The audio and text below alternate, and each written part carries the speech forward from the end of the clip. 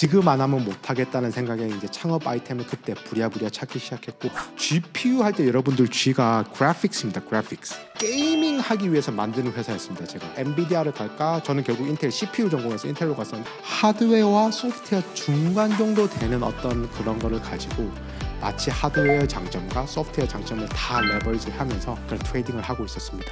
AI에 스페시픽한 태스크만 하는 그런 전용 칩을 만들어 보자. 한 가지만 잘하는 칩을 만들어 보자. 그게 AI 전용 반도체고, 저희 리벨리언스, 저희 스타트업이 지금 설계하는 칩입니다. 1,800억 원 누적 투자를 하면서 나름 기세는 매우 좋은 스타트업입니다. 못 나가 있는 곳에서 일한다라고 하면 적극 추천해 줄 것 같긴 합니다.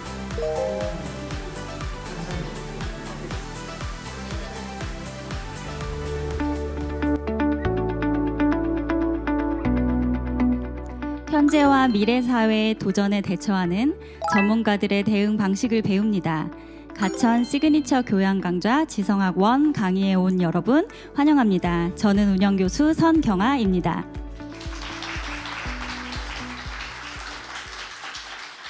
네, 지금 현장에는 24명의 서포터즈 학생들이 참여하고 있고요. 그리고 온라인으로 900여 명의 학생들이 하이브리드 방식으로 참여하여 이 수업이 진행되고 있습니다. 네, 그러면 이제 본격적으로 이번 학기 첫 번째 강연을 시작하려고 하는데요. 저는 오늘 이 강연의 주제를 듣고 좀 기대가 되는 마음과 설레이는 마음으로 학교에 오는 발걸음이 더욱더 즐거웠던 것 같습니다. 그래서 오늘 강연의 주제는 AI 반도체와 창업인데요. 이 주제에 관련한 이야기를 제가 먼저 조금 시작하면 좋을 것 같습니다. 여러분들 요즘 미국 주식시장에 관심이 있으신 분들 많으시죠? 네, 그래서 미국 주식시장에서 요즘 가장 핫하게 떠오르는 기업이 있는데요. 그 회사의 이름 다 기억나시나요? 네, 맞습니다. 엔비디아죠. 네, 엔비디아는 AI 반도체와 솔루션을 개발하는 회사라고 알려져 있는데요.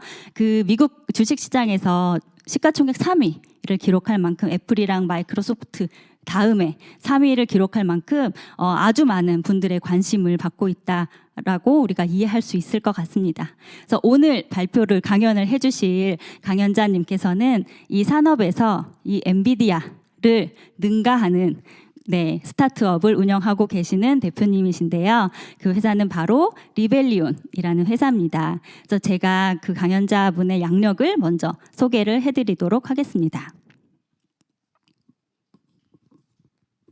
네, 대표님께서는 카이스트 전자공학 학사, MIT 전자컴퓨터공학 박사를 졸업하셨고요. 전 스페이스X 리드 엔지니어, 모건 스탠리 뉴욕 본사 바이스 프레지던트를 거쳐서 현재 AI 반도체 스타트업 리벨리온의 대표이사를 맡고 계십니다. 그래서 오늘 AI 반도체와 창업에 대해서 제 생각에는 현재 가장 중요하고 많이 이야기되고 있는 그런 지식들을 우리에게 전달을 해주실 거다라고 기대를 하고 있습니다. 네, 그러면 리벨리온의 박성현 대표님을 큰 박수와 함께 모시겠습니다.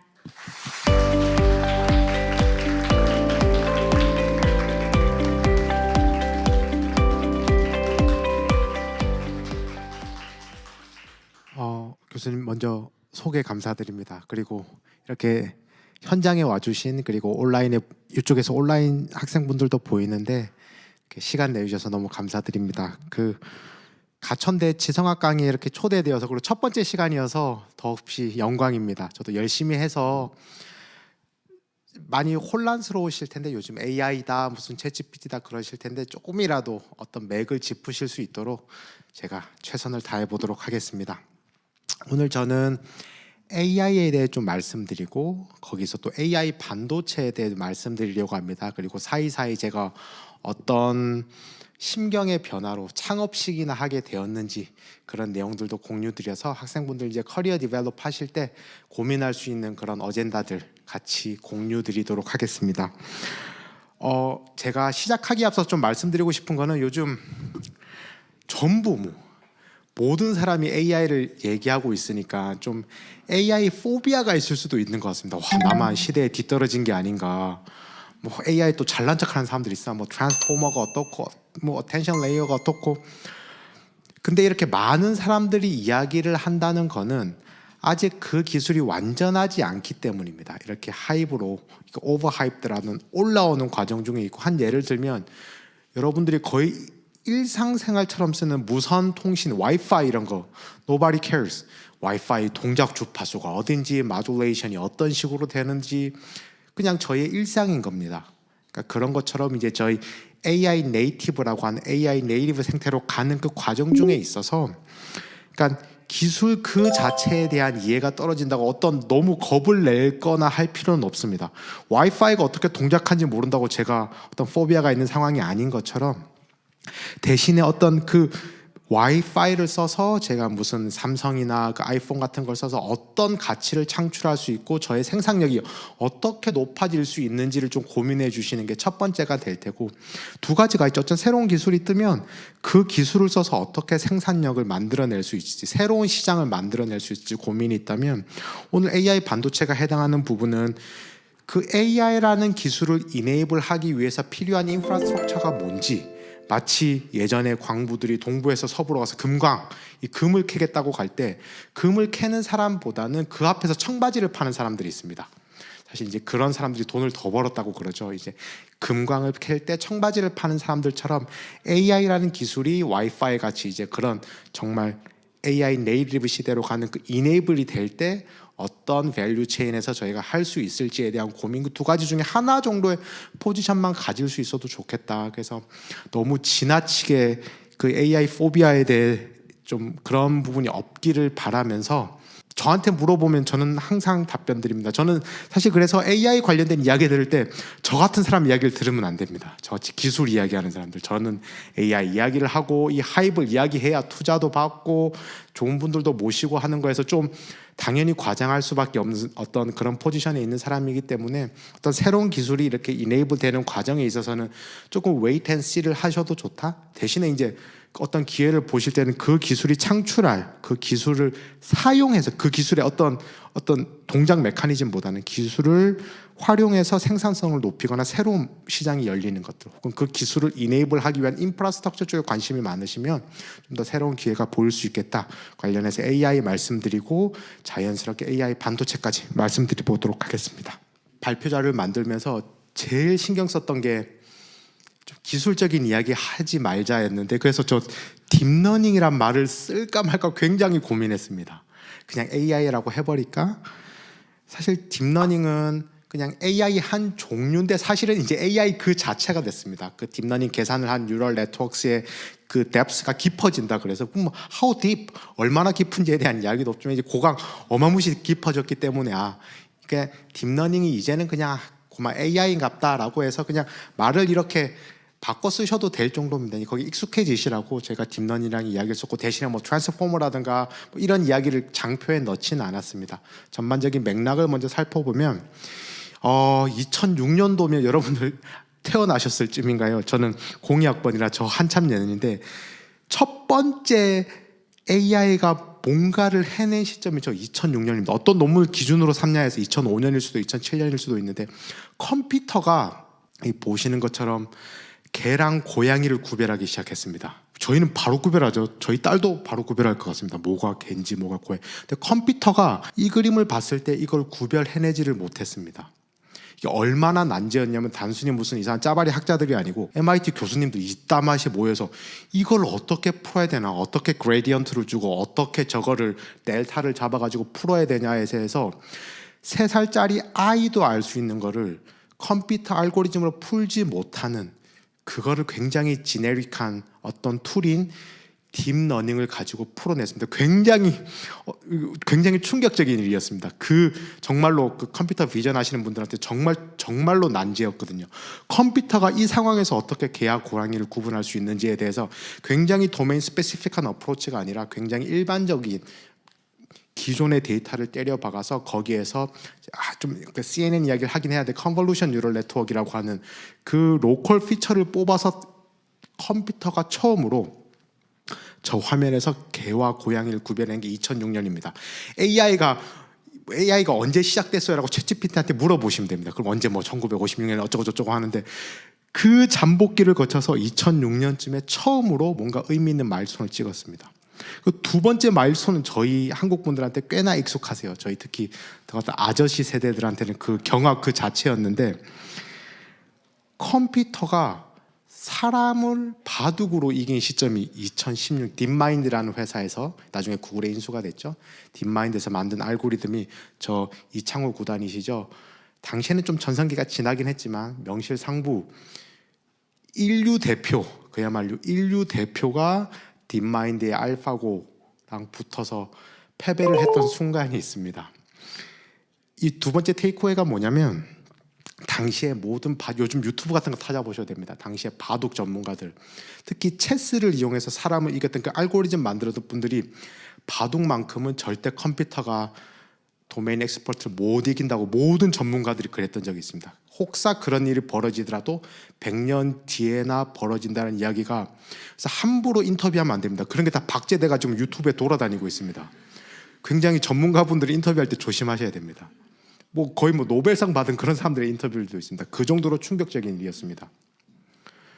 뭐냐면 바둑만큼 옛날에 체스는 이미 IBM이 사람 인류 챔피언을 이겼습니다. 그 룩업 테이블 베이스드라 그래서 경우의 수가 어느 정도라면 경우의 수를 다 계산해서 가는 것들이 있는데, 이 바둑은 어떤 드립들이 난무했냐면 경우의 수가 뭐 은하수의 별처럼 많다 막이랑 뭐 확인할 수 없는 그런 이야기들이 되면서 이걸 룩업 테이블 베이스로 풀 수가 없다 보니까 컴퓨터 알고리즘을 하는 사람들이 와 이건 아닌갑다 라고 해서 못 풀 거라 했는 게 2016년에 딥마인드가 만든 걸로 풀어버렸습니다. 굉장히 충격적이었죠. 두 번째 마일스톤입니다. 세 번째 마일스톤, 이거는 이 학생분들도 저랑 같이 겪었습니다. 이 두 번째만 하더라도 약간 세대 차가 나는데, 세 번째 1년 반쯤이죠. 재작년 11월에 챗GPT라는 애가 나왔습니다. 그리고 위에 생성형 AI라고 그래서 뭐가 다르냐면, 앞에 두 개는 뭔가 정답을 맞추는 문제입니다. 이게 개냐 고양이냐 바둑을 이기냐 지냐인데, 1년 반 전에 나타난 저 생성형 AI 챗GPT로 대변되는 저거는 와 컴퓨터가 이제 저희를 소름 돋게 합니다. 그림을 그려주고 심지어 소설을 씁니다. 그리고 채팅을 하는데 너무 사람처럼 거짓말을 합니다. 그러니까 뭔가를 생성해내기 시작했습니다. 생성해내기 시작.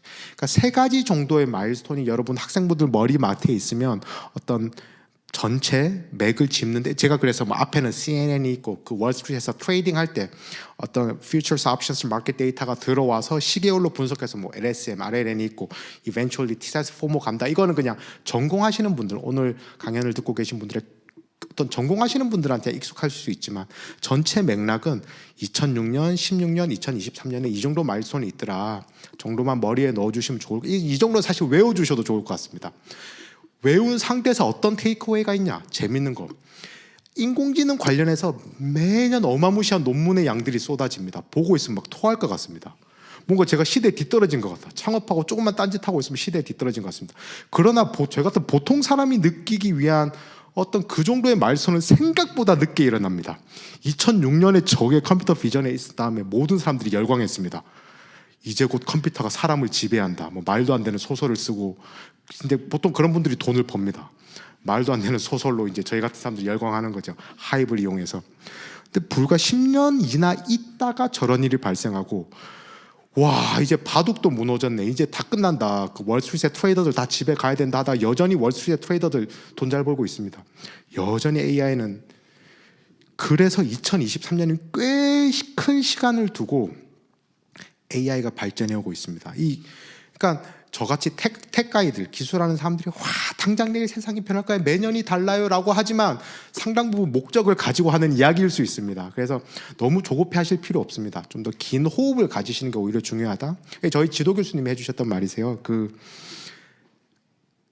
의외로 빨리 올 거라 하는 가까운 기술적인 미래는 생각보다 늦게 옵니다. 이 정도 됐으면 이 정도 인크리멘탈한 거 고작 돼야 되는 거 아니야, 내년이면 될 거 아냐가 5년이 걸리고 10년이 걸립니다. 그런데 바둑으로 이기는데 100년이 걸린다 그랬거든요. 기술적인 미래, 굉장히 멀리 있을 것 같은 기술적인 미래들은 의외로 빨리 옵니다. 이건 제가 AI라는 하나의 example로 말씀드린 거지만, 기본적으로 어떤 기술의 발전을 오래 봐왔던 분들은 저희 지도 교수님을 포함해서 굉장히 멀리 있을 것 같은 그런 기술적인 미래는 생각보다 빨리 오고, 동시에 인크리멘탈해서 바로 내년, 내후년에 나올 것 같은 기술들이 5년이 돼서야 10년이 돼서야 상용화가 되는 것들이 저희가 현재 기술 역사라고 봐주시면 좋을 것 같습니다.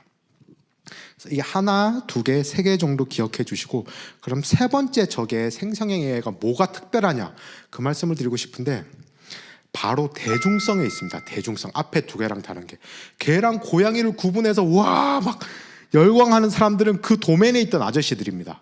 컴퓨터 비전 하시는 분들 와 열광하는데 전 지구에서 한 100명 정도 막 숨가쁘게 넘어가는 겁니다. 와 이게 가능이나 하냐고.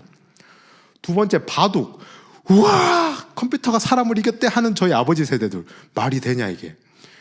뭐 저 바둑 덕후들 아니면 관심이 없습니다. 근데 세 번째 생성형 AI는 뭐가 있냐면 생성형 AI는 여러분들 과제할 때 아마 챗GPT 쓰시면 좋을 거고 아마 쓰시고 있을 걸로 예상을 하고 있습니다만은 몰래 잘 쓰시면 굉장히 좋습니다. 교수님들도 아마 그 추천서 써주실 때 다 챗GPT가 써주실 수 있을 거라 생각하고 있습니다. 저희 같은 일반 사람들이 쓴다는 겁니다. 앞에 두 개와 다른 건 앞에 두 개는 소수의 덕후들, 도메인 엑스퍼트들한테 의미가 있었다면 챗GPT는 인류 역사상 처음으로 보통 사람들한테 뭔가 어트랙티브 할 수 있는 그런 AI 서비스인 겁니다. 그 대표적인 예가 보시면 챗GPT라는 서비스가 나와서 1 billion 유저, 10의 6승 사람들을 모으는데 다른 기라상 같은 서비스, 넷플릭스, 무슨 트위터, 페이스북 이런 애들 보면 뭐 3 and 5 years, 넷플릭스 굉장히 당시에 저는 넷플릭스의 그 첨가 살을 보던 사람이라 어마무시한 그런 스타트업 서비스들이 저렇게 오래 걸렸는데 챗GPT는 불과 5일 만에 여기 사실 1 billion 유저즈에서 액티브가 붙어야 됩니다. 실제로 자주 사용한 액티브 유저들이 10의 6승만큼 끌어모으는데 5일이 걸렸습니다. 이거는 정말로 어마무시한 이 스타트업 씬에서 이 액티브 이 MOU라고 하는 뭐 혹은 이 액티브 밀리언 유저 이거를 보시는 분한테는 그냥 충격 그 자체입니다. 저는 특히 오른쪽으로 보면 여러 가지 뭐 인스타그램이나 페이스북이나 넷플릭스 같은 거 비교를 해놨는데 Y축이 그 log scale of plot이 되어 있습니다. 저희 그 자연계 분들은 저는 뭐 수학의 정석 이런 걸 공부했는데 그 로그 그래프를 찍습니다. 로그로 이런 플롯을 그리면 다 저렇게 누워 있습니다. 저희가 배운 거죠. 근데 저거는 로그 플롯을 해도 거의 리니어처 위로 하늘을 뚫고 갑니다. 그러니까 사실 말이 안 될 정도의 폭발적인 대중성에 있습니다. 챗GPT가 지금까지 AI 서비스와 달랐던 건 어떤 기술적인 특이점? 이건 드디어 트랜스포머야. 인코더, 디코더가 있는데 디코더만 써도 뭐가 돼? 뭐 이런 기술적인 이야기들이라기보다는 보통 사람들이 쓸 수 있을 만큼의 퀄리티 있는 게 나왔다. 앞에 개고양이, 바둑과는 다른 대중화가 열린 인류 최초의 포인트다로 이해해 주시면 감사하겠습니다. 그런데 오늘 하고 싶은 이야기는 그 연진이한테 말하는 신나는 이유입니다.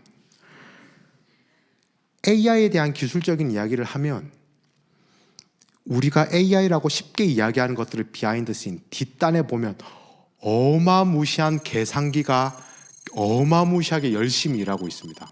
저희가 이게 개냐 고양이냐 이건 앞에 그 CNN도 굉장히 계산량이 실제로는 많습니다. 근데 이 그 챗봇 같이 LLM 시대 LLM이라고 혹시 들어보셨나 모르겠습니다. LLM인데 뒤에 두 글자는 상관없는데 앞에 L이 뭐냐면 라지입니다. 라지. 그 단순히 라지가 하이퍼 라지라고 하는 게 맞을 수도 있는데 모델 사이즈가 어마무시하게 커진 겁니다. 그럼 하나의 액티베이션이 들어가서 뒤에 아웃풋이 나오는 과정에 그 큰 모델 안에서 모델이 커지면 커질수록 계산량이 어마무시하게 많아집니다. 이건 바로 기억해 주셔도 뭐 외워 주셔도 좋고 모델이 커진다는 이야기는 계산량이 어마무시하게 많아지는 거다. 그래서 요즘에 이런 AI 변형들은 사실은 그 뒷단에는 뭐가 있냐면 그거를 계산하는 AI 모델들이 커져서 나오는 그 LLM 중에 라지 랭귀지 모델입니다. 요즘 굳이 랭귀지일 필요가 없으니까 멀티모달이라 그래서 라지 정말로 큰 모델. 이게 그냥 큰 상황을 이렇게 생각해 주지 마시고 계속 커지고 있는 상황을 머릿속에 넣어주시면 좋을 것 같습니다. Ever increased. 계속 AI 퍼포먼스가 좋아지는데 모델 사이즈도 계속 커지는 상황으로 이해해 주시면 좋겠습니다. 그 이야기인즉슨 어마무시한 계산량이 필요하다. 어마무시한 계산량은 어떻게 풀려되냐? 곧바로 전기세로 트랜슬레이트 됩니다. 곧바로 전기세로. 이게 그 일론 머스크는 다들 아시죠? 저도 일론 머스크의 스페이스X에서 일했는데 저희 회사 소식을 일론 머스크의 스페이스X 트위터로 저 회사 소식을 듣습니다. 보고 우리 회사가 이런 프로젝트를 하는구나. 내가 하던 프로젝트는 어떻게 되는 거야를 저희 그 당시 CEO의 트위터를 통해서 봤었는데 그 트위터가 누구한테 날린 거냐면 이거를 그 샘 알트만한테 물었던 질문입니다. 그래서 채당 너희 그 챗GPT 하는데 하나의 채당 평균 가격이 얼마니? 라고 물어본 겁니다. 사실 이 오픈 AI를 같이 창업했던 사람입니다. 지금 막 고소하고 난리도 났죠. 너무 걱정하실 필요 없습니다. 그 돈 많은 사람들의 고소 상황은 저희가 걱정해줄 저희 스스로를 걱정하면 되는 상황인데 이게 난리도 아닙니다. 지금 이게 뭐냐 정말 궁금해서 물어봤을까요? 야, 나 궁금한데 궁금하면 전화하거나 텍스트 메시지 하면 되죠. 왜 공개적으로 이야기를 했을까요? 너의 채당 서비스가 얼마니? 알고 있는 거죠. 너희가 챗GPT라고 해서 어마무시하게 떠들지만 사실은 이게 커머셜리 어베이러블 하지 않다, 스케일러블 하지 않다. 너무 비싸가지고 이거 어차피 말도 안 되는 서비스다. 우리는 대신 그런 걸 준비하고 있다 그러면서 채당 서비스 얼마니? 궁금해서 물어본 게 아닙니다. 디스한 겁니다. 야, 너 엄청 비싸잖아. 실제로 GPT-4가 나와서 링크드인이나 거의 루머드에서 컨서버티브 굉장히 보수적인 값을 잡아도 1년에 TCO라 그래서 GPU를 사서 그걸 운영하는 총 비용, 그 서비스를 운영하는 총 비용이 1 billion USD면 요즘 환율로 뭐 1.3조, 1.4조 원이 per year 1년에 드는 돈입니다. 뭐 감도 안 잡히죠. 제 돈도 아니니까 뭐 1조, 2조 하면 제 돈도 아니니까 감도 안 잡히긴 하는데 어마무시한 돈입니다. 1년에 계속 태우는 거죠. 저희가 그 스타트업 씬에서는 그 캐시 번이라는 표현을 씁니다. 그게 저 불그림처럼 그야말로 캐시를 달러를 그 종이를 불에 태우는 느낌입니다. GPU를 사고 그 GPU를 구동하게 한 돈이 GPT-4 정도 되는 커다란 모델을 돌리기 위해서는 1 billion USD 이상이 들어간다. 그래서 저 밑에 게 예전에 지금은 아니지만 예전에 뭐냐면 GPT-4를 유료 회원 돈 내고 쓰는 한 달에 얼마 돈 내고 쓰는 유료 회원의 경우에도 GPT-4를 쓰려면 3시간이라는 그 주어진 시간 안에 타임 윈도우 안에 25개 이상의 메시지 이상을 못 넣습니다. 캡을 씌워뒀습니다. 26개를 하려면 다음 3시간 윈도우를 슬라이딩해서 기다려야 됩니다. 돈을 내고 하는 그런 액티브 유저들조차도 저렇게 계속 채팅을 해버리면 회사가 망해버리니까 그렇습니다. 즉 AI라고는 하지만 뒷단에서 AI 그냥 하나 여러분들 그냥 오픈 AI를 망하게 하는 것 같으면 하루에 아침에 일어나서 하이 전 치면 됩니다. 그럼 하이 칩니다. 토큰을 배선 낼 때마다 여기는 돈을 잃고 있는 상황입니다. 계속 GPU가 나이 들어가고 GPU가 전력을 먹어가는 상황. 그래서 유료 회원조차도 저런 걸 나올 정도로 우리가 생각하는 AI는 기본적으로 연산이 많았지만 LLM이라고 하는 라지 랭귀지 모델로 오면서 그리고 계속 커지고 있는 이 상황에서는 어마무시하게 돈이 많이 들어간다. 그 안에는 어마무시하게 모델이 커지고 계산량이 많아지고 있다. 그거를 풀어야 되는 게 결국 AI가 커머셜하게 갈 수 있는 방법이다. 이해해 주시면 감사하겠습니다. 자, 한번 정리해 보겠습니다. 이제 내용들 정리는 한번 필요한 것 같습니다. 이제 벌써 25분. 한번 이 랩업해서 세 줄 요약해야 된다고 들었습니다. 이거 요약하시면 됩니다. 굳이 뭐 이제 잠에서 깨어나시길 바랍니다. 쓸만한 AI 모델이 된다고 제가 뭐라고 말씀드렸죠? 모델이 커진다라고 했습니다. 라지 랭귀지 모델 할 때 라지 생각해 주시고 모델이 커지면 계산량이 너무 많아집니다. AI가 라지 랭귀지 모델 가기 전에 이미 얼마나 컸냐 제가 포항공대 교수님 그 클립에서 받아온 건데 요 큐브 있지 않습니까? 3x3x3 큐브 막 색깔 막 돌려가지고 같은 색깔 맞추는 거 생각보다 쉽진 않지만 또 어마무시 어렵진 않습니다. 똑똑한 7살 애들 유튜브 보고 한 2시간 보면 몇 개 외워서 맞춥니다. 근데 그거를 컴퓨터가 3x3x3 큐브 색깔 맞추는 걸 배워서 하려면 그 제가 고향이 울산인데 근처에 그 월성 원자력 발전기가 있습니다. 원자력 발전기 한 대를 2-3시간 이상을 돌려야 그 전력을 가지고 3x3x3x를 맞춰서 돌릴 수 있습니다. 그러니까 사람 브레인이랑 효율 자체가 다릅니다. 7살짜리 애가 그냥 유튜브 정도 똑똑하다는 가정하에 그러면 밥 한 끼 주면 미역국 한 그릇 먹으면 그 정도 에너지로 그 정도 열량으로 사람 브레인은 굉장히 에피션시하죠. 반면 저희가 이 뉴럴 네트워크를 가지고 이거를 배우게 하려면 어마무시한 전기가 들어갑니다. 그래서 혹자들은 지금 나타나는 트랜스포머 이 구조가 토큰 인, 토큰 아웃, 인 제너럴 그래프 인, 그래프 아웃이 뭐 아주 일반적인 AI 구조는 아닐 수 있겠다는 이야기도 하시긴 합니다. 왜냐하면 너무 효율적이지가 못하기 때문에. 우야둥둥 이게 지금 현재 메인스트림이 됐고 그러다 보니 어마무시한 전력과 GPU 숫자가 필요합니다. 근데 재밌는 거는 모델이 커져서 퀄리티가 좋아지니까 쓰는 사람도 많아집니다. 이 두 가지가 있습니다. X축으로 모델 사이즈가 커지고 있는데 그 모델을 쓰는 사용자 유저 숫자도 어마무시하게 늘어나고 있는 겁니다. 이 유저 숫자가 뭐랑 맞먹냐? 처음에 챗GPT 쓰다가 이런 묘도를 사람이 안 쓰기 시작한 겁니다. 이제 월가에서 그랬죠. 이거 하이비다. 드디어 챗GPT 떨어진다. 근데 갑자기 확 올라가는 겁니다. 미국에서. 무슨 일이 있었을까요? 학교가 개강했습니다. 학교가 개강하니까 챗GPT 트래픽이 또 확 올라가는 겁니다. 그러니까 그 정도로 지금 액티브하게 사람들이 많이 쓰고 있습니다. 개별 모델은 커지는데 모델 사용하는 유저들이 커지더라. 그래서 뭐가 되냐? 그래서 아까 교수님이 말씀하셨던 엔비디아 세상이 열린 겁니다. LLM이 이렇게 확 작은 모델들을 서빙할 수 있는 반도체들은 사실 있었습니다. 이렇게 모델이 확 커지는데 그거를 서빙할 수 있을 만한 그거를 또 나중에 제가 기술적으로 말씀드리겠지만 그걸 모델을 만드는 과정, 훈련하는 그거를 당장 받아낼 수 있는 게 여러 주장들도 있지만 사실은 엔비디아 두 가지 제품, 당시 A100, A100 그리고 H100 외에는 없었습니다. 그러니까 지금 엔비디아가 이렇게 훅 올라갑니다. 엔비디아가 훌륭한 기회, 정말로 훌륭한 회사죠. 말할 필요도 없죠. 그냥 근데 이게 화염을 갖고 있었는데 이게 바람이 불어버 이게 불씨를 갖고 있었는데 바람이 불어버리니까 화염이 돼버린 상황입니다. LLM 시대와 맞물려서 이제 엔비디아가 올라갈 거고 저는 굉장히 조심해야 되지만 이 스탁 프라이스 이야기 저는 엔비디아 아직도 여력이 있다라고 생각. 이 부분 나중에 편집 부탁드리겠습니다. 이 조심해야 되는 상황이라. anyway 그래서 GPU가 필요하고 GPU 전력이 필요하다. 이게 결국 어디서 운영되냐? 저희 개인 집에서 여러분들 집에 A100를 사놓고 돌리진 않으시거든요. 그 A100가 요만한 카드처럼 생겼는데 2천만 원, 3천만 원 그럽니다. 여러분들 뭐 이제 어디 IT 회사 가서 뭐 훔쳐올 거 있으면 그 GPU 카드를 훔쳐와야 됩니다. H100은 5천만 원, 6천만 원 그럽니다. 심지어 5천만 원, 6천만 원 줘서 잘 구하기도 쉽지도 않습니다. 요즘은. 그게 다 데이터 센터라는 곳에 모여 있어가지고 전력을 공급하고 항온 항습을 맞춰주고 있습니다. 그러니까 데이터 센터 짓기도 힘든데 이 수도권의 데이터 센터 하나 4천억, 5천억 합니다. 계속 지어 나가야 되고 GPU 채워 넣어야 되고 더 중요하게는 에너지를 공급해줘야 되고 부동산 짓기도 쉽지도 않습니다. 이게 지진이 일어났을 때도 버틸 수 있어야 되니까. 그러니까 데이터 센터를 운영하는 비용뿐만 아니라 구축하는 비용, AI를 먹이기 위한, AI를 피딩하기 위한 인프라 비용이 말도 안 되는 겁니다. 그래서 GPU 할 때 여러분들 G가 graphics입니다. graphics. 그러니까 원래 게이밍 하기 위해서 만드는 회사였습니다.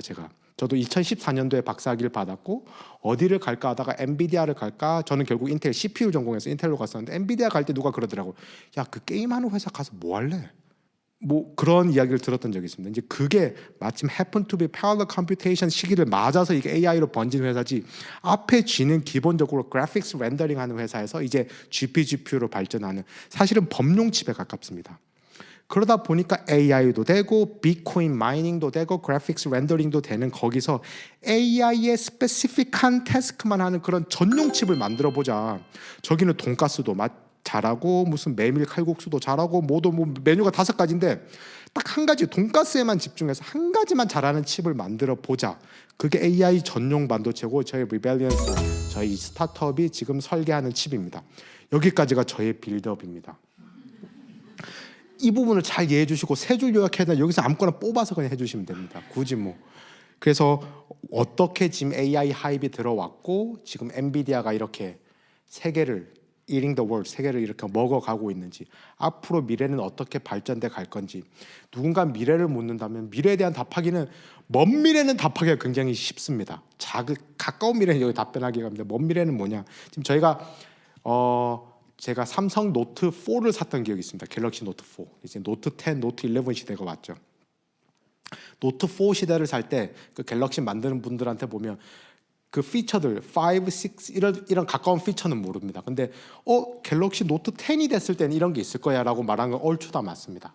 제가 GPT-4 세대에 살고 있거든요. 오픈AI가 쭉 잘 나간다는 가정하에 GPT-6, 7 나중에 GPT-10이 왔을 때 뭐가 바뀌어야 되냐는 굉장히 상식적입니다. GPT-4보다 모델 숫자가 당연히 커지겠죠. 나중에 뭐 퀀타이제이션이 하면 경량화까지 이루어지겠지만 GPT-10 시대가 오면 여러분들이 5년 후, 10년 후가 되면 그 GPT를 이네이블하기 위한 인프라부터 바뀌어야 됩니다. 단순히 AI 반도체뿐만 아니라 발전소부터 다시 설계가 돼야 됩니다. 인프라라고 하는 건 뭐죠, 여러분들? 그 도로고 무슨 그겁니다. 인프라라고 하는 건 항구고 항만이고 도로고 고속도로고 이런 겁니다. 단순히 어떤 AI 알고리즘이 아니라 단순히 싱글 GPU가 아니라 하나의 데이터 센터가 아니라 이 전체를 피딩할 수 있는 그런 인프라를 갖출 수 있는 나라가, 인프라를 갖출 수 있는 회사가 결국에 GPT-10 시대를 살아갈 겁니다. 여러분들도 미래를 그리실 때 GPT-10이 오면 어떻게 될까? 애매한 전문직들은 고민하시 주셔야 됩니다. 지금 애매한 전문직들, GPT가 굉장히 빠르게 리플레이스하고 있습니다. 굉장히 빠르게. 그렇다고 당장 내일 리플레이스 할 건 아닙니다. 그래도 뭐 저 20년 후가 될 것 같지는 않습니다. 그러니까 여러분들, 특히 학생분들은 꽤 고민이, 저야 이미 한 절반 정도 살았기 때문에 저희 나름 안전한 세이프티 전에 들어온 것 같은데, 이 GPT 5, 6을 고민해봤자 이거는 사실은 맞추기 힘든 게임입니다. 그러나 GPT-10이 왔을 때 우리는 어떻게 해야 되냐에 대한 고민은 여러분들이 좀 할 법한, 저는 저한테 베팅을 하라 그러면 저는 인프라 쪽에 베팅을 할 것 같습니다. GPT를 가지고 어떤 의미 있는 서비스가 나올 거냐에 대한 고민은 사실은 제 입장에서 약간 무당의 영역에 가깝습니다. 그러나 어떤 인프라가 필요할지에 대해서는 꽤나 스트레이트 포워드 하기 때문에 제가 그런 의미에서 창업을 해서 이 길이 맞다, 제가 한번 인생을 걸어볼 수 있겠다, 여기서 저희 같이 함께 된 팀원분들 모시고 투자자분들 모셔서 저희 리벨리온이라는 회사를 시작하게 되었습니다. 예, 여기까지가 전반부고 후반부에는 저희 리벨리온 이야기를 좀 드리려고 합니다. 그러면서 제가 어떤 식으로 창업을 하게 됐는지, 제가 84년생입니다. 원래 재작년에 40이 됐어야 됐는데 대통령이 바뀌시고 나이가 땡큐. 또 딱 40쯤에 한 살이 돌아가더라고요. 와우, 뭐 이럴 수가 있나.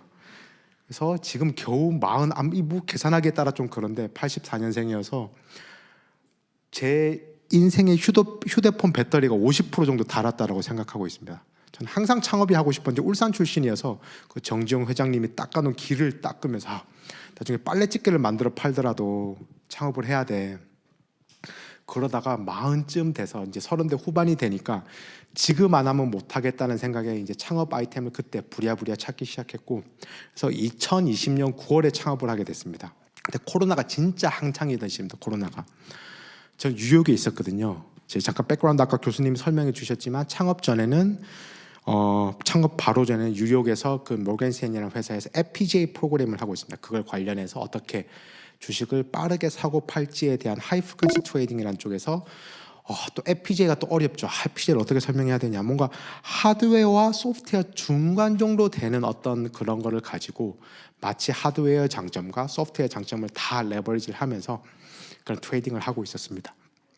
근데 여기에 저희가 그 잡인터뷰를 하면서 모건 스탠리에 있었다기보다 잡인터뷰를 하면서 AI가 이네이블 되고 있었던 걸 봤고, 그 속도가 중요한 거는 제가 박사 때 칩 설계를 했었거든요. CPU 설계를 했는데 이거는 하드웨어로 그냥 박제를 떠버리면 더 빨리 할 수 있겠다라고 생각을 해서, 그리고 마침 happen to be 저의 공동 창업자, 당시에 제 기준으로 AI 반도체를 가장 잘 만드는 사람이 제 코파운더로 있어서 지금 아니면 방법이 없겠다 싶어서 창업을 결심하게 됐습니다. 그러니까 사실 창업이 그러니까 그게 굉장히 상황적인 것 같습니다. 적어도 저에게는 어떤 뭔가 로지컬하게 뭐가 다가온다기보다는 happen to be 저의 어떤 코파운더가 옆에 있었고, 그 기술에 대한 딱 확신이 뭐 굉장히 롱텀으로 닦지 않았습니다. 제가 박사 5년을 하면서 이거만큼 창업 기술이야 라고 하는 걸 잡고 싶었는데 그렇게 목마를 때는 안 잡히더니 뭔가 굉장히 상황적으로 흘러갈 때가 있습니다. 그러니까 제가 근데 그거는 말씀을 못 드리겠습니다. 창업하세요. 이거는 거의 약간 뭐 도를 아십니까 느낌입니다. 길거리지. 굉장히 뭐 나만 죽을 수 없다 이런 느낌이기도 해서 뭐 창업을 이렇게 권하지는 못할 거는 같으나, 근데 창업을 하시려는 분들이 너무 조급하게 생각하실 필요는 없을 것 같습니다. 상황적으로 그런 상황이 딱 오는 것 같습니다. 창업을 해야지라고 해서 막 조급하다기보다는 상황적으로 그런 시기와 그런 공동 창업자와 그런 타이밍이 오니까 대신에 그 관련해서 좀 다른 소프트 스킬 같은 걸 좀 준비하시면 좋겠다. 저도 마침 해픈 투비 저 때가 와서 결심의 순간이 있었던 것 같습니다. 저는 사실 저의 좀 바운드는 나이였던 것 같습니다. 이번에 못하면 안 되겠구나 해서 좀 늦지막히 창업한 케이스고, 제가 창업한 지 딱 3년 반이 됐습니다. 지금 40살 정도니까 30대 후반쯤에 창업이 됐고, 굉장히 또 우연한 기회인데 창업을 한 저희 후배, 한 동생이 있습니다. 2살 정도 후배. 같이 뉴욕에서 이렇게 하고 있는데 형 창업하기 너무 늦은 거 아니야? 라는 이야기가 확 막 돌아버렸죠. 야, 나 아직 창창한데. 그래서 창업을 해야겠다 해서 조금 더 제가 가속화됐던 게 있습니다. 그러니까 굉장히 어떤 로지컬하게 준비하고 이러는 거는 제가 어디 나가서 광팔기는 좋을 수 있습니다. 광팔기는. 근데 이제 투자자들한테는 제가 5년, 10년 인더스트리를 버니 정말 훌륭한 창업 아이템이에요 라고 광을 팔 수는 있지만, 많은 경우 이렇게 굉장히 즉흥적이고 상황적인 변수들로 오게 되는 것 같습니다. 저희 코파운더한테 그때 그랬습니다. 야, 뭐 칩을 제일 잘 만드는 친구였고, 한 분은 형이셨는데 한국에서 소프트웨어 AI 이쪽을 정말 처음부터 끝까지 다 보신 분, 하드웨어부터 알고리즘 서비스까지 해보신 김용훈 박사님, 오진욱 박사 모시면서, 그래서 뭐가 필요하니? 돈이 1,000억이 필요하답니다. 1,000억이. 자기 돈 1억도 없으면서 남의 돈이라고 막 1,000억이 필요하다는 겁니다. 근데 저만 하더라도 트레이딩을 하고 있으니까 제 돈이 아니면 감이 되게 편하거든요. 1,000억 뭐 내가 레이즈 해줄게. 시작을 했죠. 1,000억이 필요하다. 첫 번째 투자자분을 찾아가서, 말씀드려도 저희 카카오벤처스의 김기준 부사장님, 이제 대표님이 되셨죠. 뭐 처음 온라인으로 뵙다가 1,000억이 필요합니다. 그러니까 나중에 55억을 투자해 주시더라고요. 뭐 싸우자는 건가? 내가 약간 얕보였나? 근데 나중에 알았는데, 뭐 너무 당연한 거지만 이게 스타트업 투자는 계속해서 받아 나가는 거더라. 저는 그런 것도 조차도 몰랐습니다. 이게 시리즈 정말로 30대 후반에 창업하는데 한 번 투자 받고 끝인 줄 알았습니다. 뉴스를 계속 보는데 뭐 여러 번 투자 받았다는 얘기는 안 나오니까 뭐 시리즈 A, B는 그게 사이즈인가? 그래서 나는 1,000억이 필요한데 55억을 해주시네. 뭐지? 나중에 이제 알려주시는 거죠. 이제 시리즈 A, B 이렇게 받으면서 계속해서 불려 나가서, 제가 저희 오진욱 박사한테 제가 항상 저는 뭐 지르고 뻥치는 게 제 일이니까 코파운더한테 내가 1년 안에 1,000억을 레이즈 해주겠다. 당연히 1년 안에 못했죠. 예. 그 듣는 사람도 알고 있고 사실은. 그래서 결국 제가 1,000억 레이즈 된 게 재작년 여름이죠. 그러니까 창업하고 1년 반 만에 1,000억을 레이즈를 했습니다. 이제 공이 저쪽으로 넘어간 거죠. 야, 난 내 할목했다. 이제 네가 만들어내라. 이러니까 이상한 소리 하더라고요. 2,000억이 필요한 것 같은데 이러더라고요. 그래서 이제 말이 바뀌는 시대가 온 겁니다. 내가 그럼 2,000억 레이즈 해주겠다. 그래서 제가 시리즈 B까지 정말 좋은 팀원분들 모시고, 특히나 지난번 라운드부터는 저희 한국에서 데이터 센터 제일 크게 하는 곳이죠. 코리아텔레콤 KT에서 또 전략적 투자자로 도와주시고, 월스트리트 쪽에서도 좋은 인풋을 주셔서 창업한 지 제가 3년 조금 넘는 동안에 2,800억 원 누적 투자를 하면서, 나름 기세는 매우 좋은 스타트업입니다. 아마 그 투자의 근거가 되는 거는 저희 그건 것 같습니다. 정말 좋은 팀원들이 정말 좋은 컬처로 모여 있다. 누가 그러죠? 어떤 투자범 그러죠. 야, 리벨리온 가봤는데 저기는 새벽 2시에도 불이 안 꺼져 그러시더라고요. 제가 팀원들한테 슬랙으로 그랬죠. 앞으로 퇴근할 때 불 끄지 마라. 우리는 무조건 불 켜놓고 다니는 팀이다 앞으로. 근데 정말로 그렇게 일을 해주셨습니다. 그렇게 저희 그 테크 커뮤니티에서 리벨리온의 별명이 염전노예입니다. 염전노예. 너무너무 일하다 쓰러져서 그런 컬처가 있습니다. 당장 자기의 이득이 아니디어도 그레이한 에어리어에 있는 거 서로 픽업해서, 저 정도 퀄리파이 된 사람들이 저 정도 정신으로 일하면 뭐라도 만들어내겠구나 해서, 혹시나 얘네들이 한국의 엔비디아 같은 거 만들어낼 수 있지 않을까를, 어떤 전반적인 그 마켓 쉐입에 대한 그런 프로젝션도 있겠지만, 어떤 사람들이 모이고 어떻게 일하냐가 저는 그게 가장 어필 포인트였다고 생각하고 있습니다. 그래서 창업한 지 3년 조금 넘는 기간 동안 펀드레이징을 통해서 저희가 2,800억 원, 그리고 전략적 투자자 저희 KT랑 카카오, 그리고 심지어 외국에서도 큰 자본들이 들어와 있습니다. 싱가포르라든가 이번에는 프랑스, 일본 쪽에서도 해외 투자들 투치하면서 나름 좋은 트랙. 저쪽에서 이거는 저의 주장이긴 하지만 많은 스타트업 씬에서 그거는 있습니다. 많은 스타트업 씬에서 지금 가장 딥텍 포함하지 말고 가장 기세 좋은 팀이 누구냐 그러면 스타트업은 기세거든요. 막 재무제표 까고 이러면 같이 놀기 싫어집니다. 뭐 다 같이 적자인 회사들이 뭐 서로 넘사시럽게. 그러니까 기세 좋은 회사가 뭐냐라고 하면 저는 당연히 리벨리온이라고 생각하고 있습니다. 좋은 분들이 모셔서, 좋은 투자자들 모셔서 정말 세상을 한번 바꿔보겠다. 애매하게 상장해서 어떤 짜바리 회사 하나 그냥 또 하나의 코스닥 잡주를 만드는 게 아니라 정말 세상을 바꾸는 그런 회사 하나 만들어 보겠다라고 해서, 대한민국에 제대로 된 딥테크 하나가 나온다면 그거는 리벨리온일 거야 라고 생각해서 그런 기운이 모여서 지금 나아가고 있습니다. 3명에서 5명, 5명에서 파운딩을 해서 처음에 7명까지 이제 가다가 나중에 지금은 이제 제가 오늘 확인하고 보니까 114명이더라고요. 그 커지는 가운데서도 정말 기적 같은 일이 있으면 팀의 그 컬처, 그릿은 흩어지지 않고 가지고 있습니다. 흩어지지 않고 갖고 있는. 이거 뭐 어떻게 증명할 방법이 없는데, 근데 저 숫자로 보면 나와 있습니다. 이후에 설명드리겠지만 2번의 칩을 테이프아웃 한 거, 또 TSMC랑 삼성 공정을 바꿔가면서 2번의 칩을 테이프아웃 했고, 저희가 2년도 채 되지 않는 기간에 벤치마크를 내서 세계적인 결과를 만들어낸 것, 그리고 지금 규모는 작을지언정 커머셜라이제이션, 상용화까지 이루어진 것까지 해서 그냥 이것만 봤을 때 뒤로 미뤄 봤을 때 정말 좋은 사람들이 좋은 문화로 일하고 있구나, 그렇게 봐주시면 좋을. 정말 기세 좋은 스타트업이다. 제가 나름 늦까지 창업이다 보니까 이 기세를 가장 신경 썼습니다.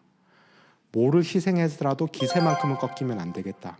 이게 전 스타트업의 전부라 생각하고 쭉 달려왔고 지금 잘 순항 중이다로 이해해 주시면 될 것 같습니다. 그 리벨리언이라는 워딩은 저희 코파운더 CTO가 이름을 지었습니다. 약간 좀 느낌이 되게 좀 반항적인 언더독의 느낌을 주고, 리벨리언이 어렵고 약간 그 반란군 이미지입니다. 그래서 심지어 진짜 그 중국에서 이게 상호가 안 떨어집니다. 약간 이거 팩트입니다. 이거는 웃자고 들은 얘기 아니고 약간 반란군의 느낌이, 저는 약간 그 프랑스 대혁명에서 그런 느낌들, 약간 힙한 느낌인데 이게 워딩이 좀 약간 다르게 해석되면 뭔가 체제 전복을 위한, 그 아슬아슬한 선 정도로 해서 언더독의 느낌을 드리고 싶어서 언더독. 그러니까 지금 엔비디아 GPU라고 하는 그 레거시가 딱 잡고 있습니다. 왕권 시대와 같은 거죠. 누구도 도전할 수 없는. 거기에 대해서 언더독의 자세로 저희가 도전하는 그 리벨리언스, 그 느낌으로 가는 팀이고, 저는 개인적으로 다른 팀 이름은 무척 훌륭하다, 아직 팀이 훌륭한지 모르겠는데 팀 이름만큼은 그저 한글로 했을 때 저희가 고민이 많았습니다. 리벨리언으로 할 것인가, 리벨리온으로 할 것인가. 사실 발음을 쫓아가면 리벨리언스거든요. 근데 저 온이라는 게 굉장히 좀 한국적인 그게 있더라고요. 그래서 어제 회사 이름을 지어놓고 한 몇 달간 너무 행복했던 기억이 납니다. 일은 안 하고 회사 이름 잘 지었어요 이러면서 뭐라도. 그러니까 스타트업은 할 수 있는 모든 데서 정신 승리를 하고 가야 됩니다. 할 수 있는 모든 승리를. 제가 창업 전에 그 모건 스탠리라는, 아마 많이들 모르실 거예요. 투자은행이에요. 투자은행에서 있었는데 월스트리트에서 있었으면 당연히 돈을 많이 법니다. 예, 그냥 웬만한 사람들이랑 이야기하면 무조건 제가 많이 법니다. 그 정도로 많이 버는 상황에서 창업하면 웬만한 사람들보다 무조건 적게 법니다. 그 갭을 맞고 나니까 제가 승리할 수 있는 거는 정신 승리밖에 없더라고요. 야, 우리 근데 그때 저의 모든 사업 계획이 다 녹아 있습니다.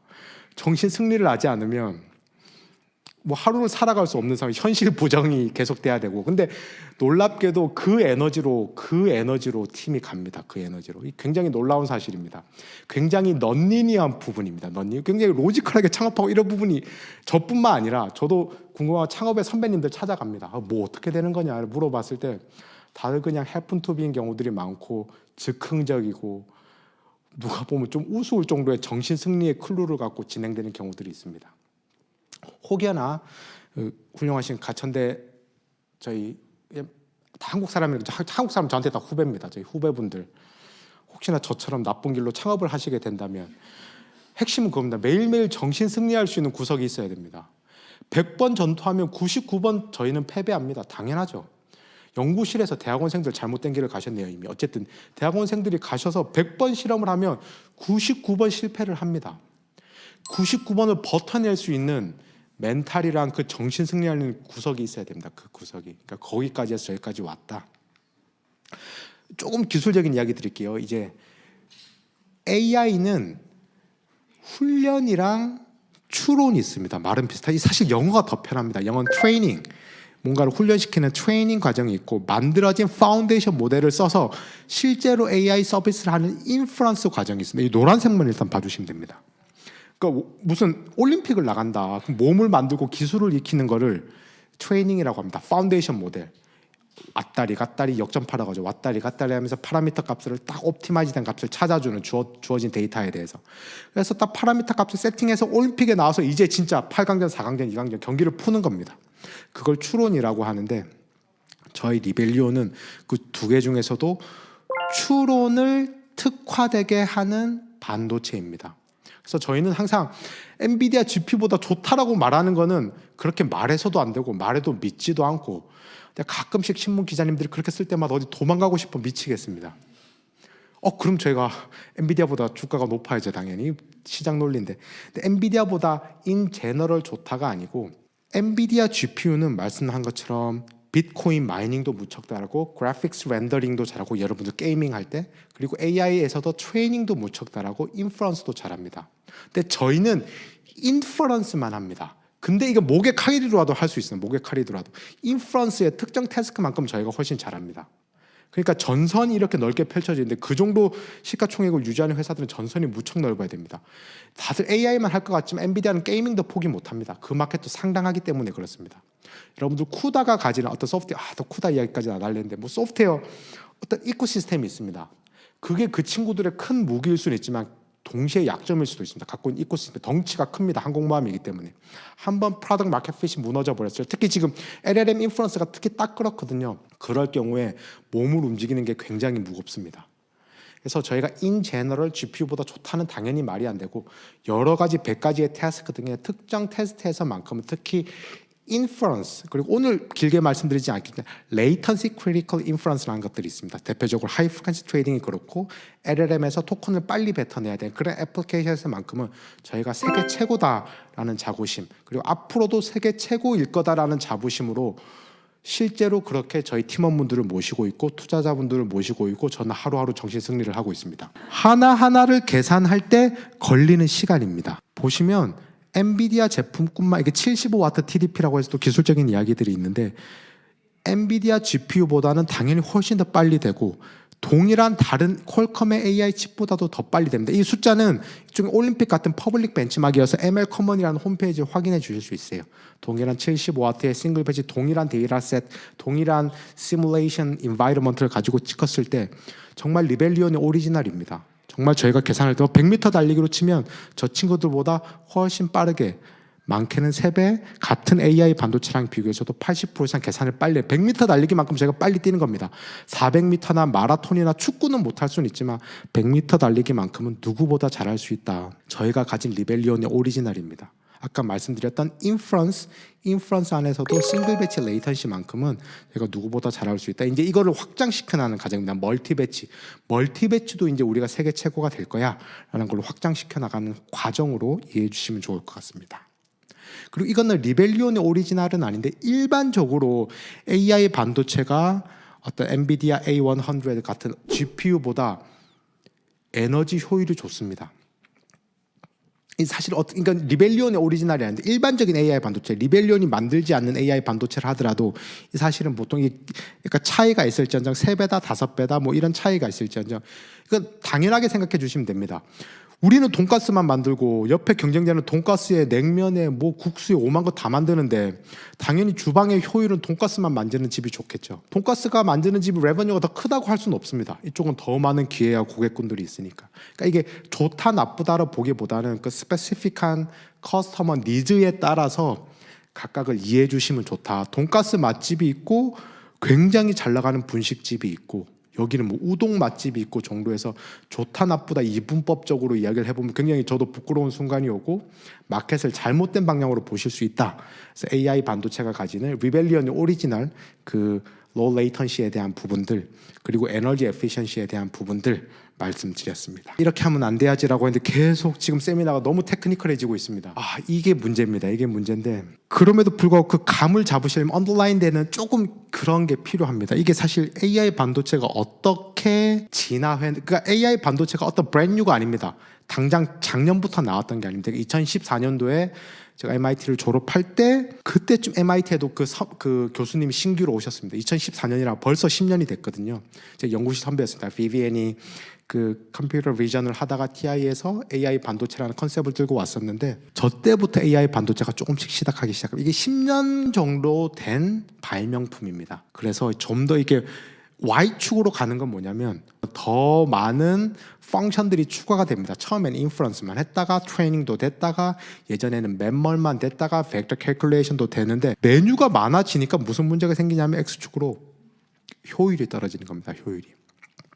한 7, 8년 정도 되니까 야, 오만 거 이것저것 다 하다 보니까 예전에 저희가 클레임한 효율이 안 나오기 시작했어 라고 해서 백 투 더 베이직을 하자가 2세대 MPU인데 그게 저희 리벨리언스입니다. 저희 리벨리언이 백 투 더 베이직을 하자라고 해서 저기서 예전에 이제 너무 CJRA라고 해서 복잡해지는 구조를 멤멀 아키텍처로 갖고 오는 그런 2세대 MPU에 도전하는 게 저희 리벨리언이고, 제가 3월 지난달입니다. 지난달에 ISSCC라고, 저거는 반도체 올림픽과도 같은 가장 권위 있는 대회입니다. 그쪽에 논문 발표를 하는데 앞에 프로세서 세션 첫 당에 회사가 딱 4개 발표했거든요. 프로세서 세션이 제일 큰 세션입니다. 거기서 4개 회사가 뭐였냐면 처음엔 미디아텍, 인텔, AMD 그리고 저희 리벨리온이었습니다. 스타트업은 저희가 유일했고 한국도 저희가 유일했습니다. 보통 이럴 때 박수가 나오는데 박수가 안 나왔어요 가지고. 개인적으로는 창업해서 가장 뜻깊은 날이었습니다. 저희 지도 교수님도 뵙고 오고 컨퍼런스 가서 한국에 진짜 꾀재재한 애들 창업해가지고 제 창업할 때가 생각나더라고요. 처음에 창업을 하잖아요. 무슨 커리어가 있고 완전 노바리가 되어버립니다. 일단 보내는 이메일이 다 씹힙니다. 저는 처음 알았습니다. 창업을 처음 해봤거든요. 예전에는 .morganstanley.com이었습니다. .mit.edu였고 .at 무슨 intel.com이었습니다. 그런 대로 이메일을 보내면 이메일 리플라이백이 옵니다. 재밌는 거는 @rebellions.ai로 이메일을 보내면 둘 중에 하나는 스팸으로 빠집니다. 그러니까 이메일을 보내도 답장을 못 받고 막 5명이서 꾀재재하게 다니면서 뭐 칩 제가 생각해도 이상하네요. 5명이서 칩을 만들겠다 그러는데 정상적으로 어떤 이전에 커리어를 살았든 창업을 하면 제로베이스가 나름 페어한 게임인 것 같습니다. 심지어 어떤 학교를 나왔는지 믿어주지도 않습니다. 그리고 심지어 제가 9월에 창업을 했고 11월에 첫 시드 투자가 전체 클로저가 됐습니다. 별거 아닐 수는 있지만 9월, 10월, 11월 전 한 번도 육군 병장까지 포함해서 월급이 끊겨본 적이 없는데 9, 10, 11월은 이제 월급도 끊겨봤습니다. 와우. 그런 기간들에서 제가 ISC 가서 발표하는 이거죠. Back to the Basic 한다고 하는 이 저희 여러 가지 기술들을 발표하는 순간이 왔을 때 이제는 뭔가 될 수 있겠다. 제가 제로 투 원은 한 것 같다. 하드웨어만큼 소프트웨어가 중요합니다. 재밌는 이야기 드릴게요. 저희 그 패블리스 스타트업이어서 디자인하는 회사인데 저희 인력의 절반이 이제는 절반 조금 이상이 소프트웨어 하시는 분들입니다. 사실상 하드웨어는 좀 더 굉장히 돈가스 하나만 만들어도 되다 보니까 그러다 보니까 좀 스페시픽하게 가는 부분이 있는데 정말 훌륭한 디자이너가 필요하지 디자이너가 너무 많이 필요한 구성은 아니게 됐습니다. 대신에 소프트웨어만큼은 하드웨어보다 어떤 의미에서 더 중요해지는 시점이 되기도 합니다. 요즘 트랜스포머 일변도로 가다 보니까 상대적으로 중요성이 또 업앤다운 하다 보단 작게 되긴 하는데 소프트웨어도 정말 중요하고 제가 이 전체 슬라이드를 어떤 이해를 시켜드리려고 갖고 온 건 아닌데 하나의 테이크어웨이 이렇게 복잡한 슬라이드가 있으니까 뭐다 AI 반도체에 있어서만큼은 그 소프트웨어 이코시스템이 무척 중요하다. 그거는 저희 같은 개인 하나의 특정 회사가 만들어가는 게 아니고 AI 반도체, 심지어 GPU까지 포함한 걸 이코시스템 프레임워크를 만드는 그 텐서플로우 같은 파이토치 같은 그런 프레임워크를 만들어가는 팀이 같이 만들어가는. 그래서 인이랑 아웃만 명확하면 가운데는 채워 넣을 수 있습니다. 인이 뭐냐? 지금 텐서플로우나 파이토치 같은 프레임워크입니다. 인프런스 추론에 한해서는 더 이상 뭐 쿠다 프로그램을 거의 하지. 대표적인 예가 오픈 AI 챗GPT입니다. 거기서 나와서 저희의 스페시픽 하드웨어를 맡을 수 있는 그런 소프트웨어 관련 이야기. 그래서 오늘 AI 반도체를 구체적으로 이해하는 과정에 있어서는 그 AI 반도체가 어떻게 발전해 왔는지 플러스 마지막으로 그냥 소프트웨어 내용은 다 잊어버리더라도 소프트웨어가 무척 중요하다. 백엔드 컴파일러, 프론트엔드 컴파일러뿐만 아니라 프레임워크에서 옵티마이제이션 해주는 부분들 그리고 제가 CPU랑도 같이 콜라보레이션 해야 되거든요. 저희는 그래봤자 코어 프로세서입니다.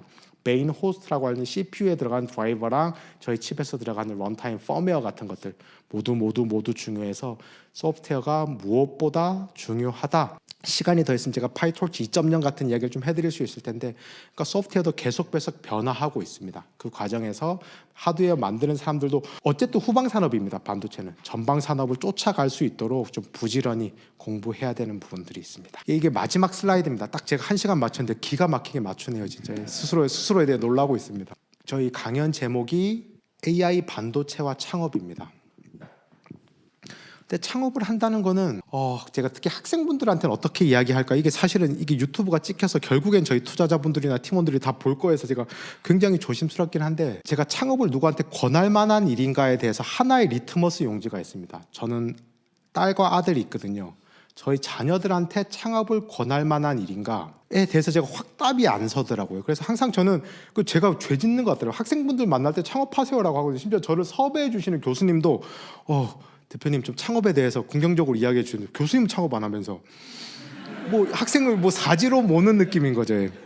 그러니까 어떻게 말씀드려야 되나, 제가 그래서 저희 자녀들한테 이게 자신 있게 권할 수 있는 건가?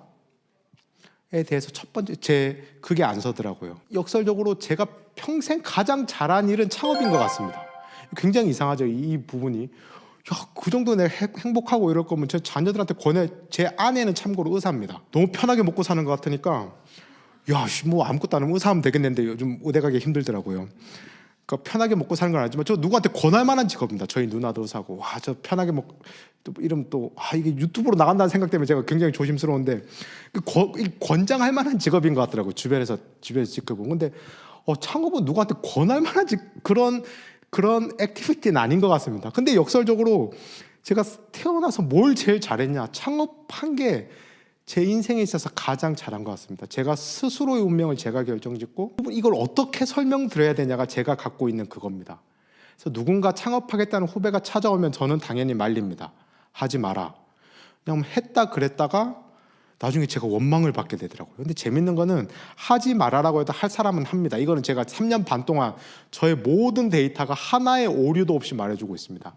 그래서 결국에 창업할 사람은 하게 돼 있습니다. 근데 만약에 저의 자녀가 대기업에서 일종의 부속품으로 쓰이는 것보다 창업팀에서 일한다 라고 하면 저는 적극 공장해 줄 것 같습니다. 좀 큰 회사라도, 뭐 카카오 네이버 같은 큰 회사라도. 카카오 네이버 너무 크긴 했습니다만 이미 그거는 자이젠 너무 자랑스러운 대한민국의 그거죠. 뭐 당근마켓 정도 훌륭한 스타트업이죠. 그것도 많이 컸지만 그런 스타트업의 문화가 있는 곳에서 일한다라고 하면 적극 추천해 줄 것 같긴 합니다. 근데 본인이 십자가를 절하라고 하기에는, 재밌는 거는 제가 말리든 권장하든 저의 인풋이 들어가는 상황은 아닙니다. 저의 인풋이 들어가는 상황이 아니니까. 근데 스스로가 한번 승부를 보겠다라고 생각하는 타이밍이 오고 상황적인 그런 것들이 오면 한번 해볼 만한 일입니다. 저는 다시금 말씀드리지만 제가 태어나서 가장 잘한 일은 물론 제 아내를 만난 일이죠. 혹시나 오해를 하실까 봐. 두 번째로 잘한 일이 창업인 것 같습니다. 두 번째로 잘한 일이. 정말로 내가 살아있음을 느끼고 내가 함께 일할 사람들을 내가 선택할 수 있고, 우리가 일하는 방법을 우리가 선택할 수 있고, 그리고 새로운 시장에 맞닥뜨려 볼 수 있고가 스스로를 증명해내는 과정이 무엇보다 즐거울 것 같습니다. 굉장히 고되죠. 저도 얼마 전에 그 토스의 이승건 대표님이 나와서 해주시는 영상 봤는데, 그 창업자만 이해할 수 있는 몇 번 부재들이 있습니다. 그냥 소송을 이제 달고 다녀야 되는 분들이 있습니다. 근데 소송이 뭐 경쟁자한테 오는 소송이냐 그런 것도 아닙니다. 같이 창업한 공동 창업자들한테, 저희 팀의 투자사들과의 그런 송사를 벌여야 될 수도 있습니다. 리벨리온 당연히 아직은 아니지만 주변의 다른 창업 동료들을 보면 너무 흔하게 일어나는 일들입니다. 그러니까 창업에 대해서는 굉장히 제가 입체적으로밖에 말씀드릴 수가 없습니다. 그러나 스스로를 증명해 나가기에는 이거보다 지금 같은 시대에 이거 이상의 어떤 툴이 있나, 그 커리어 패스가 있나에 대한 고민이 필요한 것 같고, 만약에 창업에 대한 고민이 있으면 창업팀에 가서 한번 일해보는 것도 방법입니다. 좋은 문화를 가져. 그게 꼭 초기 팀일 필요는 없습니다. 아까 뭐 당근마켓과 1도 연관이 없습니다. 지금 생각나는 게 뭐 토스 같은 회사들, 당근마켓과 이미 그 스타트업의 리벨리온을 말할 필요도 없죠. 그런 창업팀의 문화를 가진 그런 팀에서 일해보고 판단해보는 것도 좋아서, 저희 시대 때는 사실은 대기업에 가는 문화가 있었습니다. 저희보다 좀 더 선배 세대 때는 뭐 카이스트에서 전자공학을 했다 그러면 삼성전자 사장을 목표로 달리는 거의 일자 횡렬 경주였습니다. 요즘은 그렇지가 않습니다. 요즘은 그렇지가 않아서 좋은 문화에서 스스로 더 트레이닝할 수 있고 스스로 빛날 수 있는 커리어 패스를 찾아내시는 게 좋겠다. 이제 그 방면에서 창업팀에서 일해보는 거, 창업회사에서 일해보는 거, 더 나가서 창업해보는 것도 괜찮은 일이겠다라는 긍정적인 말로 오늘 강연을 마치도록 하겠습니다. 오늘 경청해 주셔서 감사드립니다.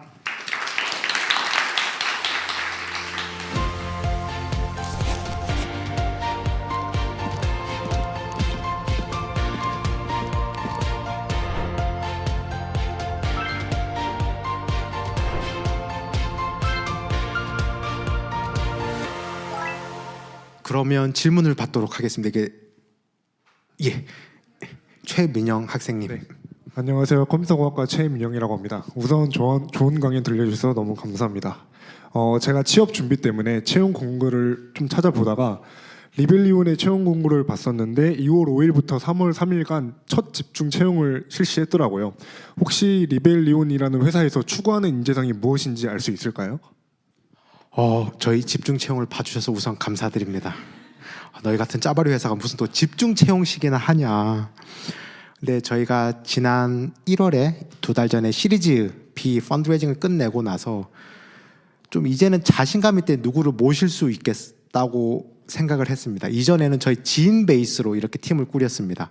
저희 들어오신 뭐 공동 창업자의 선배님들, 후배님들, 또 들어오면 마치 이게 무슨 다단계 판매처럼 그분의 지인분들을 모셔오면서 약간 뭐 다단계 느낌이 나게 팀을 꾸려다가 이게 공개적으로 저희 팀을 세일즈하기에는 아직은 조금 좀 머추어하지가 못할 것 같은데 시리즈 B가 돼서 충분한 자금도 모았고 성공적인 프로토타입도 있고 저희가 고객과 전략적 투자자들 분들이 계셔서 이제 좀 공개적으로 사람을 모셔도 되지 않을까 해서 시작한 게 집중 채용이고 사실은 아직도 너무 부족해서 저희가 누군가를 채용한다는 게 굉장히 분에 넘치는 일이고 약간은 좀 그러니까 저희가 여전히 모시는 입장이죠. 누군가를 모셔야 되는데 어떤 사람을 모시고 싶냐에 대한 질문으로 이해한다면 제가 뭐 이런 말을 감히 드릴 수 있는 자격이나 있을지 모르겠지만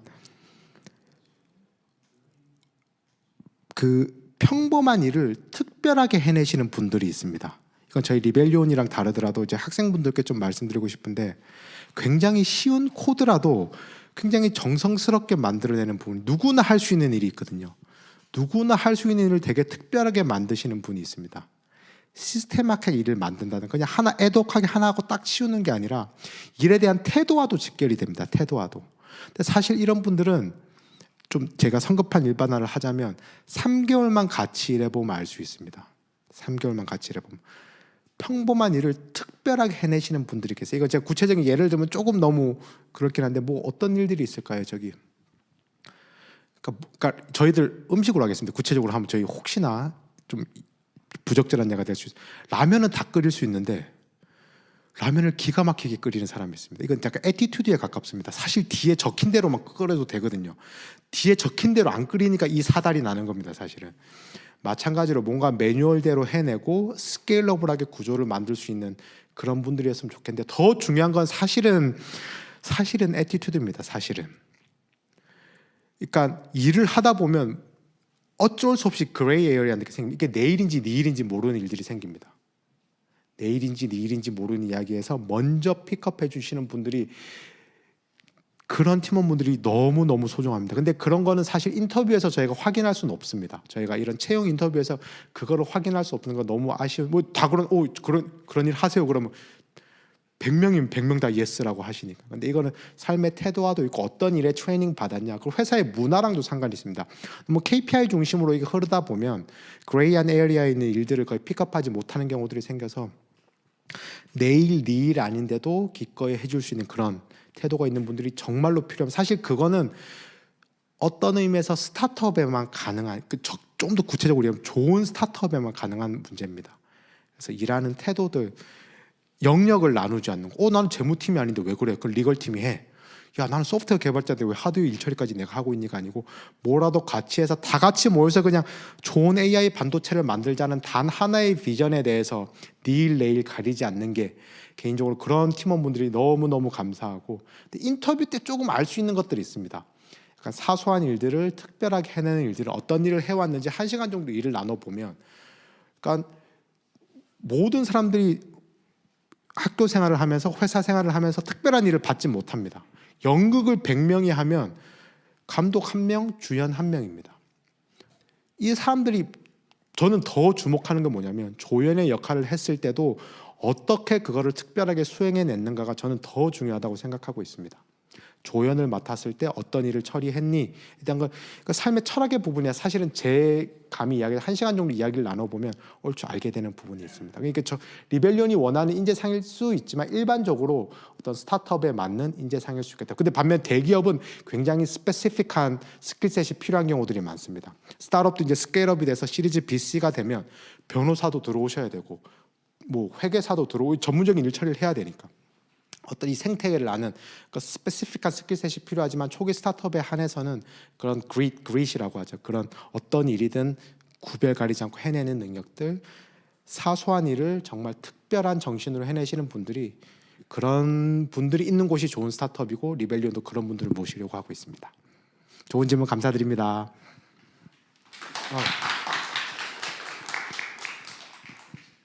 예, 두 번째 질문 부탁드리겠습니다.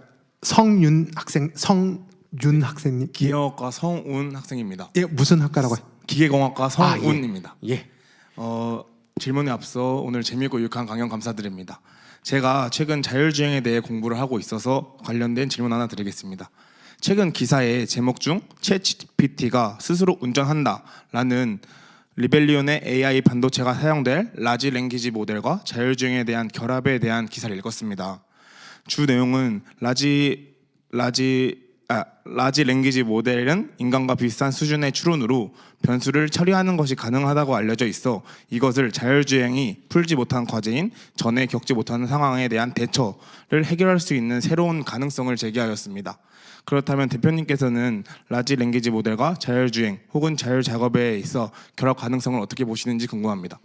예, 기술적인 질문 먼저 감사드립니다. 그 기계과 학생이라고 하시니까 너무 반갑네요. 제가 원래 졸업하고 제가 대학교에 가서 기계과를 가려고 했었거든요. 저는 로봇 같은 걸 되게 하고 싶어, 자율주행 같은 거 꿈도 먹고 로봇 같은 거 되게 하고 싶은데 그때 기계과 선배님이 기계과 가면 기계로 만든다 그러시더라고요.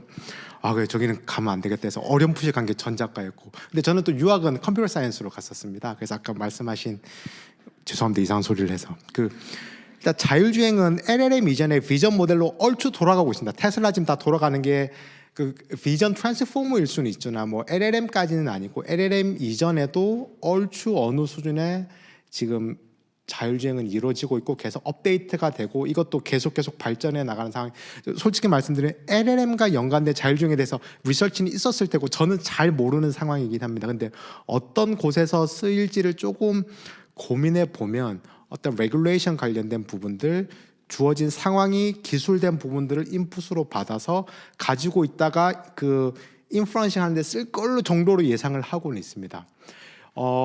그런 LLM이 그 자율주행 레벨에서 인프런스로 쓰이려면, 쓰인다는 가정하에, 제가 그 부분은 약간 건너뛰더라도 쓰인다는 가정하면 지금보다 훨씬 빠른 인프런스 반도체가 필요하긴 합니다.